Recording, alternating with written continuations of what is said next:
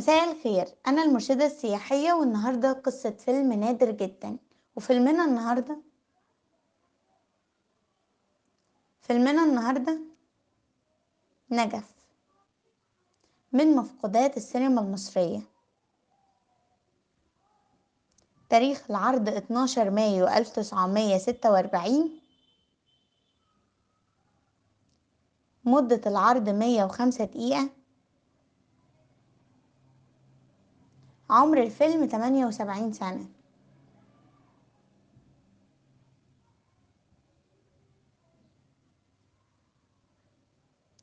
قصة وسيناريو وحوار عبد الرحمن الخميسي.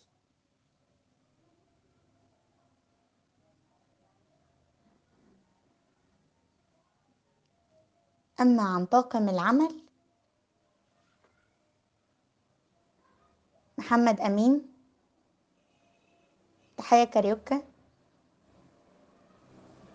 زوزو ماضي، محمد الديب، توفيق إسماعيل، فتحية علي، لطيفة أمين، لطفي الحكيم، عباس رحمي، حسن كامل، محمد إدريس،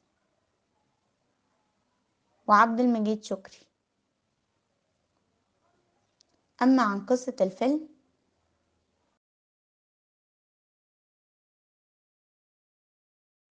بتدور الأحداث حوالين شيخ بيربي ابن أخوه اليتيم، وبيربي كمان بنت صاحبه اللي يأمنوا عليها قبل ما يموت. بدأت قصة الحب ما بين البنت دي والولد ده من وهم أطفال لحد ما كبروا. وأول ما كبروا حب إن هما يتجوزوا. الشيخ رفض وقعد يقنعهم إن هما الاتنين اخوات، وإن كمان الحالة المادية ما تنفعش.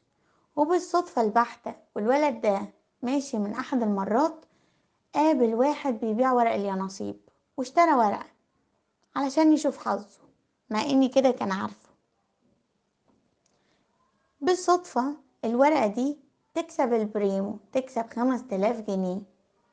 وأول ما ياخدهم يروح تاني للشيخ ويحاول إن هو يقنعه، ويحاول إن هو يترجاه إن هو يتجوز نجف. وبالفعل اتجوزها، والحياة اتغيرت تماما. وفي يوم وليلة حياتهم اتغيرت واتبدلت بسبب ورقة.